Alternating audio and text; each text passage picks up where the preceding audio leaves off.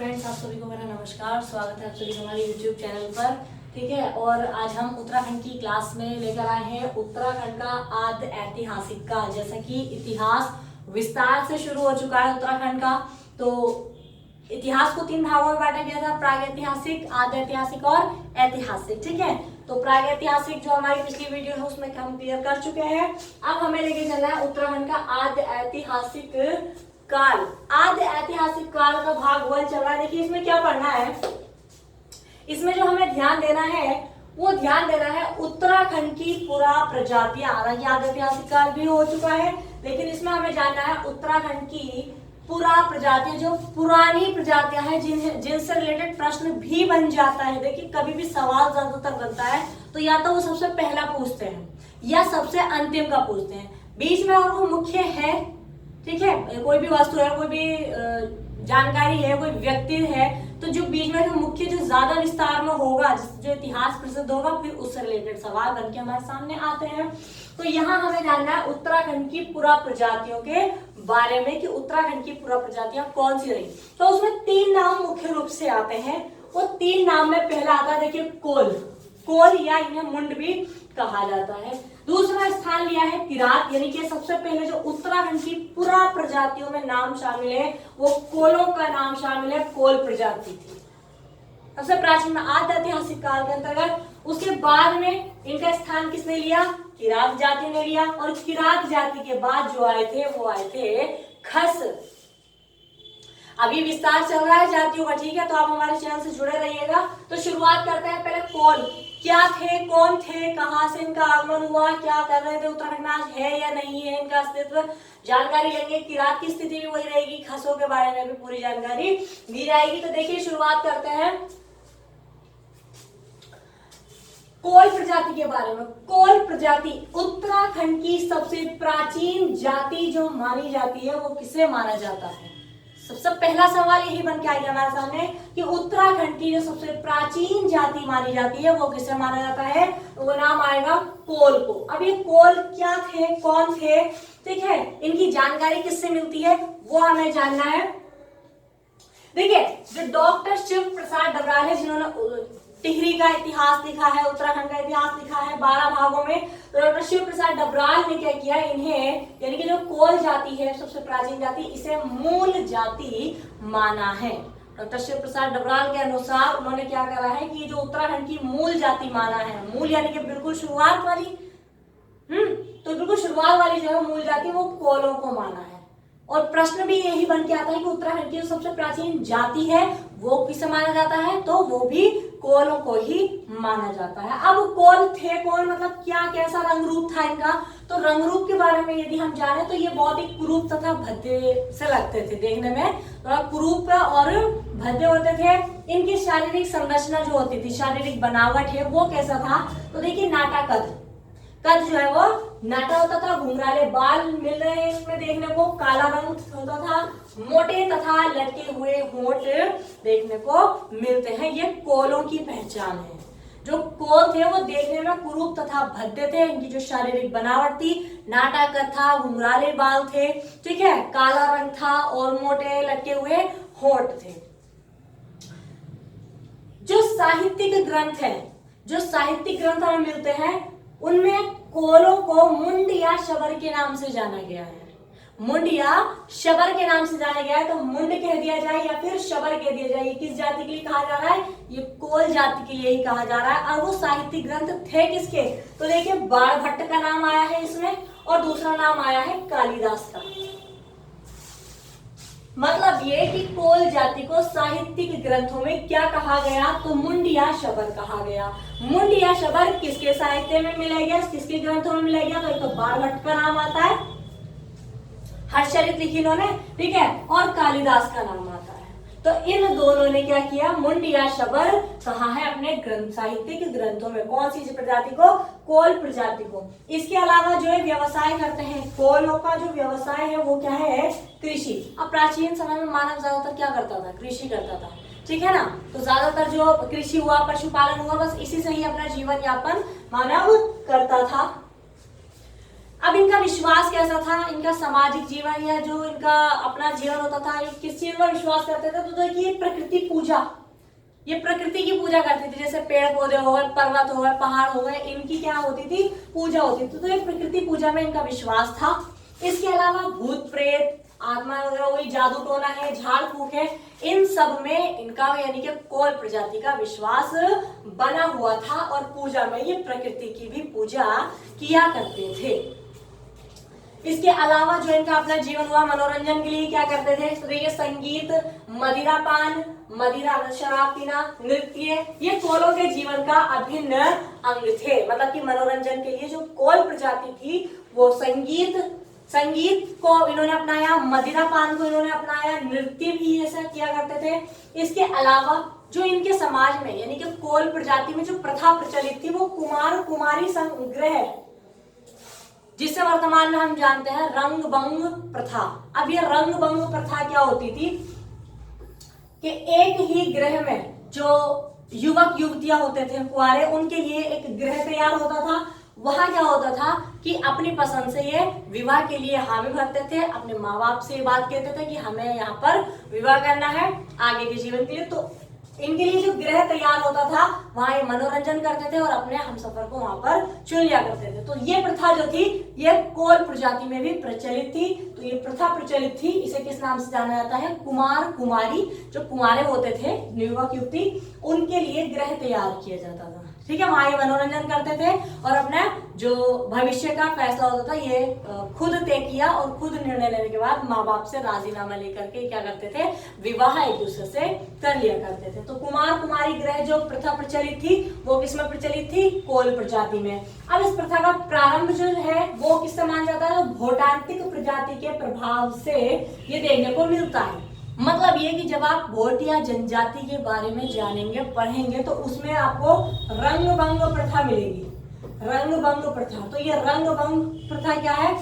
रंगबांकुड़ी भी कह सकते हैं, रंगभंग प्रथा भी। तो ये कुमार कुमारी गृह प्रथा ही कहलाती है। ठीक है, तो भोटांतिक प्रजाति के प्रभाव से इस प्रथा का प्रारंभ हुआ। अब सवाल यहाँ दो बनते हैं कि उत्तराखंड की जो प्राचीन जाति है वो क्या है और उत्तराखंड की प्राचीन जनजाति कौन सी है? ये दो सवाल बनते हैं। तो ध्यान दीजिए, देखिए भोटांतिक नाम आया है। यदि सवाल बन जाए जाति, उत्तराखंड की प्राचीन जाति, तो नाम आएगा कोलों का।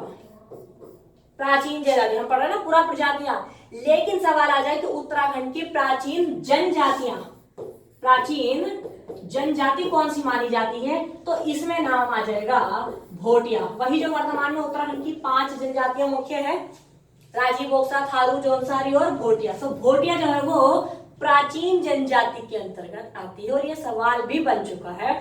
तो प्राचीन जाति कोल और प्राचीन जनजाति भोटिया माने गए हैं। ठीक है, अब आगे देखते हैं। कोलों में ही बात आ रही है कि देवी देवताओं को प्रसन्न करने के लिए, उन्हें खुश करने के लिए ये जागर, पशु बलि, जागर किया करते थे और पशुओं की बलि भी दिया करते थे। कौन सी जाति के बारे में बात चल रही है? कोल जाति के बारे में बात चल रही है कि कोल जाति के जो लोग थे वो क्या किया करते थे कि देवी देवताओं को प्रसन्न करने के लिए जागर, पशु बलि भी किया करते थे। ठीक, इसके अलावा इनका जो धार्मिक जीवन था वो बहुदेववाद पर आधारित था। बहुत सारे देवताओं को मानते थे। अभी हमने बात की देखी, यहाँ पर जितने भी भूत प्रेत हुए उन सब में इनका विश्वास था। जादू टोने में विश्वास करते थे, झाड़ फूक में विश्वास करते थे, प्रकृति पूजा। तो ये तो एक तरह से देखा जाए तो बहुदेववाद पर आधारित हो गया ना, बहुत सारे देवता हो गए इनके। तो वही बात आती है कि जो इनका धार्मिक जीवन था वो बहुदेववाद पर आधारित था। बहुत सारे देवी देवताओं को ये पूजते थे, उन्हें मानते थे। अब एक प्रथा, ये मृतक के साथ क्या किया करते थे? तो ये मृतक शरीर को खुले में छोड़ देते थे। मतलब इनमें जो दफनाने की प्रथा थी या फिर जलाने की प्रथा थी, ये बात आ रही है कि कोलों में कैसी प्रथा प्रचलित थी। तो ये मृतक शरीर को खुले में छोड़ देते थे और अपघटन के उपरांत जब वो कुछ नहीं बचा, अस्थियां बची, तो उन अस्थियों को मिट्टी के कला में रखकर ये क्या करते थे? दफना दिया करते थे। यानी कि दफनाने की प्रथा थी वो किसमें प्रचलित थी? कोल प्रजाति में प्रचलित थी। ठीक है, तो यहाँ पर कोल जाति के बारे में बात आई है। कोल जाति सबसे प्राचीन जाति, इन्हें जो मूल जाति कहा है वो किसने कहा है? डॉक्टर शिव प्रसाद डबराल ने कहा है। रंग रूप कैसा था? शारीरिक बनावट कैसी थी? कौन साहित्यिक ग्रंथों में क्या कहा गया? किसके ग्रंथों में कहा गया है? इसके अलावा व्यवसाय लगभग कृषि ही था सभी का। प्रकृति पूजा, विश्वास, मनोरंजन के लिए क्या किया करते थे? कौन सी प्रथा प्रचलित थी? प्रथा का प्रारंभ किससे हुआ था? इसके अलावा ये क्या करते थे? जागर और पशु बलि भी किया करते थे। और धार्मिक जीवन में बहुदेव, जो बहुत सारे देवता होते थे उनको मानते थे, और साथ ही साथ इनमें दफनाने की प्रथा भी प्रचलित थी। अब जान लेते हैं किरात प्रजाति के बारे में। ठीक है, अब किरात जो दूसरे कोलों के बाद क्या हुआ कि जो कोल अपना जीवन यापन कर रहे थे, उत्तराखंड भूमि में वास कर रहे थे, इसके बाद जो आगमन हुआ था वो हुआ था किरात जाति का। किरात जाति कोलों से ज्यादा प्रभावशाली थी। ठीक है, तो किरातों ने क्या किया कि अपना ये जो जहां पर कोल अपना अधिकार किए हुए थे, कोलों को तो खदेड़ दिया उस स्थान से और पूरे उत्तराखंड भूमि पर अपना अधिकार कर लिया। किसने किया? किरात प्रजाति ने। जो किरात आई, तो किरात कोलों से अधिक प्रभावशाली थी। ठीक है ना, एक प्रभावशाली शक्ति के रूप में सामने आई थी। अब जान लेते हैं किरात प्रजाति के बारे में। तो इनकी जो शारीरिक संरचना है वो मंगोलायड प्रकार की, मतलब कि मंगोल कैसे होते थे? मंगोलों की बात करें, देखिए नाटाकद वही वाली स्थिति, लेकिन इनका रंग गेहुआ होता था। कोल जो थे वो काले रंग के, लेकिन जो इनकी बात आ रही है किरातों की, वो गेहुआ रंग होता था। चपटी मुखाकृति होती थी, थोड़ा ऐसे समझ लीजिए जैसे चाइनीज, ठीक है, तो चीनी निवासी होते हैं ऐसे मान लीजिए। नाटाकद है, गेहुआ रंग है, चपटी मुखाकृति है, गोल सर है। इसके अलावा दाढ़ी मूंछ की अल्पता होती है। चाइनीज आपने देखे होंगे, आईब्रो है या फिर और, ठीक है, तो इनके यहाँ पे क्या होता है? दाढ़ी मूंछ की अल्पता होती है, उसकी कमी पाई जाती है। किरातों की बात चल रही है। व्यवसाय में यदि इनका देखें तो वही पशु चारक होते थे, पशुओं को चराते थे। आखेटक थे, आखेट किया करते थे, तथा भेड़ पालते थे। अब जब ये आखेट करते थे तो शिकार के लिए, मतलब कि आखेट के लिए किरातों का जो मुख्य उपकरण था वो गोफन था। गोफन एक हथियार था किरातों का, और गोफन से ही क्या करते थे? शिकार किया करते थे। तो देखिए बहुत ही अच्छा सवाल यहाँ बन रहा है कि किरात प्रजाति जो थी वो शिकार करने के लिए कौन से हथियार या कौन से उपकरण का इस्तेमाल करती थी? तो वो उपकरण या हथियार क्या है? वो है गोफन।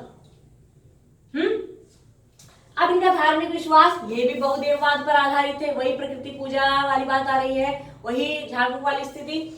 लेकिन भगवान शिव, इन्होंने जो अपना आराध्य देवता माना है वो किसे माना था? भगवान शिव को माना था। ठीक, भगवान शिव की बात आ रही है। भगवान शिव इनके आराध्य थे, मतलब भगवान शिव किस जाति के आराध्य देवता थे? ऐसा भी प्रश्न बन के आ जाए तो जवाब होगा भगवान शिव की बात यहाँ आ रही है। अब इनके जो वैवाहिक संबंध होते थे, यानी कि किरातों के जो वैवाहिक संबंध थे वो किसके साथ थे? तो पहली बात तो ये कि इन्होंने कोलों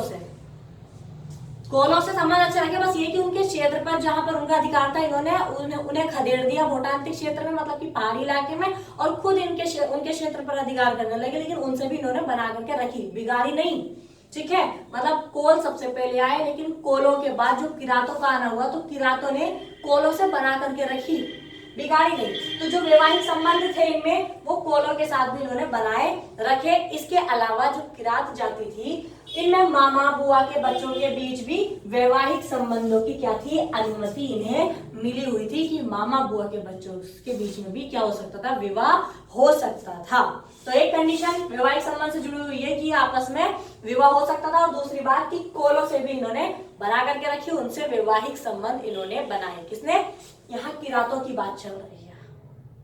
ठीक है, आई होप कि आपको समझ में आ रहा होगा। ठीक है, वो जो मेन है आपके लिए सिर्फ वही लिया गया है, ऐसा नहीं कि टाइम वेस्ट वाली बात इसमें हो, नहीं, सब कुछ मेन पॉइंट्स लिए गए हैं। देखिए शारीरिक संरचना या मंगोल कैसे होते हैं आप ये पढ़ लीजिए तो आपको मंगोल भी समझ में आ जाएंगे। इसके अलावा इनका व्यवसाय पशु चालक, आखेटक और भेड़ पालक, भेड़ों को पालते थे, आखेट शिकार किया करते थे, पशुओं को चराते थे। जब ये आखेट करते थे तो ये कौन से उपकरण को अपनाते थे? गोफन को अपनाते थे। गोफन हथियार था इनका। इसके अलावा किरातों के जो आराध्य देवता थे जिनकी ये पूजा अर्चना करते थे वो कौन थे? भगवान शिव की बात आती है। वैवाहिक संबंध जो बने हुए थे किरातों के वो किसके साथ बने हुए थे?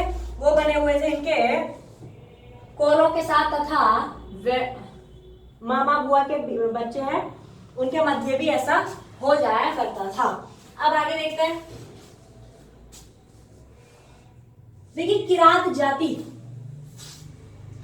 डॉक्टर शिव प्रसाद डबराल ने तो कोलों को माना था मूल जाति। यहाँ ग्रियर्सन की बात आ रही है। ग्रियर्सन ने क्या कहा कि गढ़वाल कुमाऊं के जो आदि निवासी हैं वो कौन थे, वो किरात थे। सबका अपना अपना मानना रहा, इतिहासकारों ने अपना अपना मत दिया है, ठीक है। तो ग्रियर्सन ने कहा है कि जो गढ़वाल है कुमाऊं है उसके जो आदि निवासी माना जाता है वो किसे माना जा सकता है, इन्हीं किरातों को माना जा सकता है। वहां मूल जाति की बात आ रही थी, यहाँ आदि निवासी की बात आ रही है। इसके अलावा ये जो निवासी है ये कहाँ मतलब किस क्षेत्र के निवासी रहे थे किरात, तो पर्वतीय क्षेत्र में जो गंगा की घाटियां थी वहां के ये निवासी रहे थे।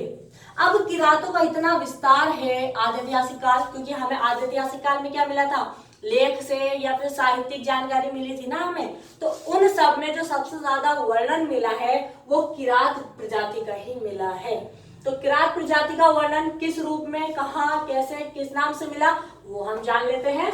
देखिए किरात प्रजाति का वर्णन देखना है हमें। सबसे पहली बात, जैसे कि हमने ग्रंथों के नाम लिए थे आदि ऐतिहासिक काल में, तो सबसे पहली बात आती है महाभारत। महाभारत के जो 3 पर्व हैं उनमें हमें इन प्रजातियों के बारे में जानकारी मिलती है। अब वो 3 पर्व कौन से हैं वो आपको भी ध्यान रखने हैं। महाभारत लगभग सभी जानते हैं, ग्रंथ है, इसी के अंतर्गत इसके चैप्टर बटे हुए हैं, अध्याय में ये बटा हुआ है। तो एक तो इसका सभा पर्व, मतलब इसकी सभा पर्व, उसके अंतर्गत क्या दे रखा है, वन पर्व, और तीसरी बात आ जाती है भीष्म पर्व। ये महाभारत के 3 पर्व हैं। इन 3 पर्वों में किस प्रजाति का वर्णन मिलता है, किरात प्रजाति का वर्णन मिलता है। सभा पर्व, वन पर्व और भीष्म पर्व में इन पर्वों को आपको ध्यान रखना पड़ेगा, ठीक है, क्योंकि अब डीपी क्वेश्चन बनेगा तो सवाल इस तरीके से बनेगा। महाभारत तो सभी जानते हैं, महाभारत के जो पर्व है किरात जाति से जुड़े हुए उन्हें भी जानना जरूरी हो जाता है। इसके अलावा ये तो हुई महाभारत की बात। महाभारत के किस पर्वों में इनमें जानकारी मिलती है, किरात प्रजाति का वर्णन पढ़ रहे हैं। यूनानी राजदूत था मेगास्थनीज, इसका नाम सभी ने सुना होगा, यूनानी राजदूत मेगास्थनीज। इन्होंने पुस्तक लिखी थी इंडिका, और इंडिका में इन्होंने कौन सी जाति का वर्णन किया था, किरात प्रजाति का वर्णन किया था, इनके बारे में लिखा था। तो उनके इंडिका पुस्तक में भी क्या हुआ था, किरात नाम देखने को मिला। और इन्होंने ये बताया कि उत्तराखंड भूमि में कौन सी प्रजाति रही थी, किरात प्रजाति रही थी। इसके अलावा कालिदास का महाकाव्य कौन सा है, रघुवंश। रघुवंश महाकाव्य में कौन सी प्रजाति के बारे में जानकारी मिलती है, तो ये भी किरात प्रजाति के बारे में ही जानकारी मिली है। इन्होंने भी ये बताया है कि ये जो भूमि रही थी वो किसकी भूमि रही थी, किरातों की भूमि रही थी, यानी कि वर्तमान के उत्तराखंड। इसके अलावा पुराण की बात आ जाए या जो और अन्य ग्रंथ, देखिए मत्स्य पुराण और मार्कंडेय पुराण मुख्य पुराण है। ये पुराण 18 में मुख्य बात आ जाती है। तो मत्स्य पुराण और मार्कंडेय पुराण में जो उत्तराखंड भूमि है उसे किस नाम से संबोधित किया गया है, उसे किरात भूमि कहा गया है। अब किरात भूमि से आप खुद सोचिए, मतलब क्या हुआ, वह भूमि जिस पर किरात रहे हो, या किरातों का अधिकार रहा हो, किरातों का आधिपत्य रहा हो, यही तो कहेंगे, ठीक है। तो मत्स्य पुराण है या मार्कंडेय पुराण, इन पुराणों में जो उत्तराखंड है उसे क्या कहा गया है, किरात भूमि कहा गया है। सीधी सी बात, ये किरातों से मतलब कर रहे हैं कि किरात यहाँ आए थे, ये किरात प्रजाति यहाँ निवास कर रही थी। इसके अलावा बाणभट्ट की मतलब जो रचना है वो है कादम्बरी। कादम्बरी के रचयिता कौन, देखिए आपको रचना और रचनाकार भी यहाँ पे दोनों साथ साथ मिल रहे हैं। अब ध्यान ये देना है कि इसमें जो किरात प्रजाति है उसका वर्णन जो है वो किन किन ग्रंथों में आया है। तो बाणभट्ट की लिखी हुई रचना है कादम्बरी, कादम्बरी में भी किरातों का वर्णन मिला है। इसके अलावा वराहमिहिर की रचना है वाराही संहिता, उसमें भी किरात प्रजाति के बारे में बताया गया है। इसके अलावा अगर आपको ध्यान हो और आपने हमारी पिछली वीडियो देखी हो तो आप देख सकते हैं कि जो कुल गुरु थे वशिष्ठ मुनि, जब हमने कहा था कि गुरु वशिष्ठ जब राम जी अपने 14 वर्ष के वनवास की अवधि में थे तो यहाँ विसोन पर्वत पर उत्तराखंड में जो स्थित है विसोन पर्वत, यानी कि यहाँ एक विसोन पर्वत पर गुफा थी जिसे वशिष्ठ गुफा के नाम से जाना जाता है। तो वशिष्ठ मुनि अपनी पत्नी अनिरुद्धति के साथ यहाँ आए थे। अब जब ये यहाँ आए थे तो यहाँ कौन सी जाति निवास कर रही थी? जैसा हमने जाना था कि काला कंबल ओढ़ करके ये क्या करते थे, किरातों के साथ काला कंबल ओढ़कर आचरण करते थे, यानी कि घूमते थे। बताई थी ये बात, वीडियो में आप ध्यान से देखिएगा। तो यहाँ वही बात आ रही है, कुलगुरु वशिष्ठ ने क्या कहा गया है कि इसे किरात भूमि कहा है। जो हिंदाव पट्टी, विसोन पर्वत जो है वो हिंदाव पट्टी पर है। देवप्रयाग टिहरी गढ़वाल की बात आ रही है, ठीक है, देवप्रयाग टिहरी गढ़वाल की बात, देवप्रयाग टिहरी गढ़वाल की बात। तो यहाँ पर जो हिंदाव पट्टी है, इस हिंदाव पट्टी को क्या कहा गया है कुलगुरु वशिष्ठ के द्वारा कि ये क्या है, किरात भूमि है। अब इसी क्षेत्र को इन्होंने शिव धाम भी बताया है। गुरु वशिष्ठ ने हिंदाव पट्टी को किरात भूमि से संबोधित किया और साथ ही साथ इसे क्या बताया है, शिव धाम भी बताया है। इसके अलावा भी बहुत सारे साहित्यिक ग्रंथ हैं जिसमें हमें किरात प्रजाति के यहाँ रहने की जानकारी मिलती है। जैसा कि हम कहते हैं कवि राजशेखर, और राजशेखर ने क्या लिखा था, काव्य मीमांसा। काव्य मीमांसा के रचनाकार कौन है, राजशेखर, ठीक है। तो काव्य मीमांसा में इन्होंने किरातों के व्यक्तित्व की प्रशंसा की है। समझ रहे हैं बात को? वही राजशेखर है, राजशेखर ने कौन सा ग्रंथ लिखा, काव्य मीमांसा पुस्तक लिखी। काव्य मीमांसा में इन्होंने किरातों के बारे में तो बताया, लेकिन किस रूप में बताया कि किरातों के व्यक्तित्व की जो प्रशंसा की गई है, व्यक्तित्व कैसा रहा उनका, कैसा उनका मतलब स्वभाव था, ठीक है, वो स्थिति। तो व्यक्तित्व की जो प्रशंसा की गई है वो किसमें की गई है, काव्य मीमांसा। और काव्य मीमांसा के जो रचनाकार हैं वो कौन है, राजशेखर हैं। ये किरात प्रजातियों का वर्णन हमें देखने को मिल रहा है, आगे देखते हैं। ये तो था वर्णन। अब किरात प्रजाति से जुड़े हुए अन्य तथ्य हम जान लेते हैं कि कौन सा क्षेत्र, कौन सा स्थल जो है वो किरातों की ओर संकेत करता है। देखिए, किरातों ने शिव नेता, जैसा हमने कहा था कि इनके आराध्य देवता कौन थे, शिव जी थे। तो शिव नेता के झंडे के नीचे उन्होंने अर्जुन से तुमुल युद्ध किया था। पिछली वीडियो में भी ये बात आपके सामने आई थी कि जिस स्थान पर अर्जुन और शिव का युद्ध हुआ था वो स्थान कौन सा था, विल्लभ केदार चट्टी नाम आप जानते हैं। तो उसी के बारे में हम थोड़ी और ज्यादा जानकारी यहाँ दे देते हैं आपको।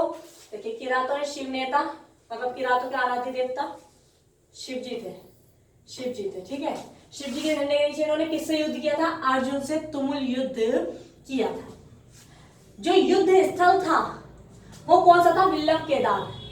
अब विल्लभ केदार किसका प्राचीन नाम है, तो वर्तमान में इसे शिव प्रयाग के नाम से जाना जाता है, जो कि वर्तमान में कौन सा जिला है, उत्तराखंड का पौड़ी गढ़वाल जनपद में स्थित है शिव प्रयाग।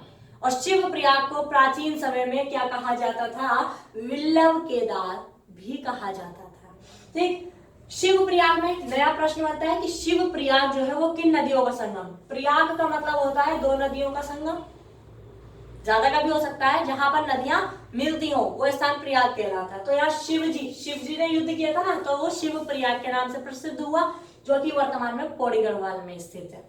अब सवाल ये बनता है कि जो शिव प्रयाग है वो किन नदियों के संगम पर है, तो यह अलकनंदा तथा खांडव गंगा के संगम पर स्थित है। मतलब कि अलकनंदा के बाएं तट पर स्थित है शिवप्रयाग। और वैसे अगर संगम आ जाए तो शिवप्रयाग किन नदियों का संगम है, अलकनंदा तथा खांडव गंगा का संगम स्थल है, ठीक है। इसके अलावा जान लेते हैं जो किरात प्रजाति है उसके अन्य नाम क्या मिलते हैं। जिस तरह से कोल प्रजाति के मुंड या शबर नाम मिलते हैं साहित्यिक ग्रंथ में, बाणभट्ट और कालिदास के ग्रंथ में, यहाँ सवाल आता है कि किरात जाति के अन्य नाम क्या मिलते हैं। तो अन्य नामों में इन्हें कीर भी कहा गया, इन्हें किन्नर भी कहा गया और इन्हें किर पुरुष भी कहा गया है, ठीक है। ये सारे नाम मिलते हैं। और इसके अलावा जैसा कि हमारा पुराण था स्कंद पुराण, या तो स्कंद पुराण के स्तर से पूछ लें, क्योंकि स्कंद पुराण में भी दो खंड थे, एक तो केदार खंड और दूसरा मानस खंड। खैर हमें इससे मतलब नहीं, मानस खंड से यहाँ पे केदार खंड की बात आ रही है। तो स्कंद पुराण कहते हैं या फिर केदार खंड कहते हैं। तो केदार खंड में किरात जाति का जो निवास था, जो किरात जाति निवास कर रही थी, उन्हें किस नाम से जाना गया, तो ये भिल्ल के नाम से जाना गया है किरातों को। जब केदार खंड में हम जानकारी प्राप्त करते हैं किरातों के बारे में, तो किरातों को किस नाम से संबोधित करके बताया गया है? भिल्ल के नाम से बताया गया है। समझ रहे हैं? आई होप कि आपको समझ में आ रहा होगा। ठीक है, ये अन्य तथ्य जुड़े हुए हैं। आराध्य देवता होगा युद्ध स्थल विल्लभ केदार, जो कि वर्तमान में शिवप्रयाग के नाम से प्रसिद्ध है। शिवप्रयाग पौड़ी गढ़वाल में आता है। शिवप्रयाग की नदियों का संगम है, तो अलकनंदा खांडव गंगा का संगम है। किरातों का अन्य नाम क्या मिलता है? तो किरातों के अन्य नाम कीर भी कहेंगे, किन्नर भी कहेंगे, किर पुरुष भी कहेंगे। इसके अलावा जो भिल्ल, किरातों के लिए जो भिल्ल शब्द प्रयोग में लाया गया वो किस ग्रंथ में लाया गया? तो वो बात आ जाएगी केदारखंड। या केदारखंड किसके अंतर्गत आता है? तो स्कंद पुराण के अंतर्गत आता है। आगे बढ़ते हैं। इसके अलावा भी मतलब किरातों का बहुत बड़ा इतिहास है। देखिए, राहुल सांकृत्यायन ने केदारखंड जो है अभी हमने पढ़ा था, उसमें क्या कहा गया है कि किरात मंडले, ये जो मंडल था मतलब जो केदारखंड है उसमें कौन सी जाति वास कर रही थी? किरात मंडले। ये जो क्षेत्र था, जो केदारखंड क्षेत्र था, राहुल सांकृत्यायन के अनुसार ऐसा बताया जाता है कि जो केदारखंड क्षेत्र था वो पहले प्राचीन में किस नाम से प्रसिद्ध था? किरात मंडले के नाम से क्या था? ये प्रसिद्ध था। इसके अलावा जब किरात उस समय वास कर रहे थे, कभी केदारखंड में आ रहे हैं, कभी कुमाऊं की स्थिति आ रही है या गढ़वाल की आ रही है, तो आज अगर हम उसका अनुमान लगाएं तो वर्तमान की स्थिति में, क्योंकि आज के टाइम में कोल भी है, कोलों के भी वंशज मिलेंगे, किरातों के वंशज मिलेंगे, खसों के भी वंशज मिलेंगे, जो हम जनजाति के रूप में बात करते हैं। ठीक है ना? तो वर्तमान क्षेत्र यदि हम किरातों का देख ले तो तराई भाबर यानी उधम सिंह नगर, नैनीताल, मतलब वही उत्तराखंड के ही जिले आएंगे। थल, पिथौरागढ़, तेजम, मुंशियारी, ठीक है, ये सब पिथौरागढ़ में ही आता है। कपकोट, बागेश्वर, टनकपुर, चंपावत, अस्कोट पिथौरागढ़ से काली नदी तक और कर्णप्रयाग से द्वाराहाट, अल्मोड़ा तक, मतलब कि वर्तमान कुमाऊं क्षेत्र हम कह सकते हैं। तराई भाबर कुमाऊं में है, ये सब कुमाऊं में है, ये सब कुमाऊं में ही बात आ रही है। कर्णप्रयाग चमोली में है। कर्णप्रयाग चमोली से द्वाराहाट अल्मोड़ा तक की जो घाटी है, या अस्कोट से जो काली नदी तक की जो घाटियां हैं, वहां पर कौन सी जाति के वंशज निवास करते हैं, या वर्तमान क्षेत्र किसके कहलाते हैं? तो किरातों के ही कहलाते हैं। वर्तमान में जो किरातों के वंशज हैं वो किस रूप में हमारे सामने आते हैं, किस रूप में हम उन्हें जानते हैं? देखिए, डोम जाति आप पढ़ेंगे, नाग के बारे में पढ़ेंगे, शिल्पकार नाम आपने सुना होगा, हरिजन नाम आपने सुना होगा। ये किसके वंशज हैं? ये वही प्राचीन जो पूरा प्रजाति हम पढ़ रहे हैं ना, किरातों के ही वंशज हैं। कौन? डोम, नाग, शिल्पकार और हरिजन, सब किरातों के वंशज। आप एक एक करके पढ़ते हैं। अगर आप डोम के बारे में पढ़ेंगे तो इन्हें किसका वंशज माना जाता है? किरातों का। तो किरात आपने में बहुत बड़ा इतिहास लिए हुए थे, वो हुए थे प्राचीन समय में, आदि ऐतिहासिक काल के अंतर्गत बात चल रही है। ठीक है, इसके अलावा जो इनके वंशजों की भाषा है, किरातों के वंशजों की जो भाषा है वो क्या है? वो मुंडा भाषा बोलते हैं। जाहिर सी बात है, किरातों का किससे जुड़ाव था? कोलों से था। तो ये आपस में फिर वापस क्योंकि इनके बाद एक शक्ति और उभर कर सामने आई थी जो इन लोगों से ज्यादा शक्तिशाली थी, वो थे खस। तो खस जब यहाँ आए तो कोल और किरातों को एक होकर के रहना पड़ा था उस समय। तो जो किरातों के वंशज थे उनकी जो भाषा है वो क्या है? मुंडा भाषा है। इसके अलावा जो आर्य थे, तो आर्यों के द्वारा जो किरातों को संज्ञा दी गई है वो किसकी संज्ञा दी गई है? अब जैसे हम हरिजन पढ़ते हैं, शिवकार निम्न वर्ग में आते हैं ना, तो शूद्र और अर्ध शूद्र वर्ग में इन्हें रखा गया है। आर्यों के द्वारा किरातों को जो संज्ञा दी गई है वो किस नाम से संबोधित किया गया है? शूद्र तथा अर्ध शूद्र। ब्राह्मण, क्षत्रिय, वैश्य, शूद्र आपने नाम सुने होंगे। 4 वर्ग बटे हुए हैं, समाज जो है वो 4 वर्गों में, ठीक है ना? ब्राह्मण, क्षत्रिय, वैश्य और शूद्र। तो आर्य तो महान थे, तो आर्यों के द्वारा जो किरातों को संज्ञा मिली है वो वर्तमान में क्या है? शूद्र तथा अर्ध शूद्र भी इन्हें कहा जा सकता है। महाभारत जो ग्रंथ है उसमें वर्णन मिलता है किसके बारे में? किरातों के बारे में। किरातों के बारे में ऐसा भी बताया जाता है कि जब युधिष्ठिर द्वारा संपन्न राजसूय यज्ञ में, जब युधिष्ठिर जी ने राजसूय यज्ञ समाप्त करवाया था या संपन्न कराया था, तो उस समय किरात जाति के जो लोग थे, उच्च कोटि के जो नरेश थे उस समय, उन्होंने क्या किया था, बहुमूल्य उपहार तथा श्रेष्ठ स्वर्ण भी युधिष्ठिर जी के राजसूय यज्ञ में भेंट किया था। तो महाभारत से तो हमें बहुत ज्यादा जानकारी मिलती है। ठीक है, युधिष्ठिर जी ने राजसूय यज्ञ कराया था और राजसूय यज्ञ में जो बहुमूल्य उपहार थे, श्रेष्ठ स्वर्ण थे, वो किसके द्वारा दिए गए थे, वो किरात जाति के द्वारा ही दिए गए थे। ठीक है, आई होप कि आपको ये समझ में आया हो। देखिए, आदि ऐतिहासिक काल का हमारा पूरा प्रजाति है, जिसमें कि हमने कोल के बारे में जाना, किरातों के बारे में जाना।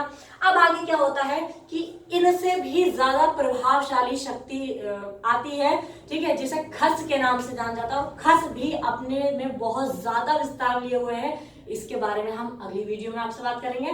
ठीक है, तब तक के लिए धन्यवाद।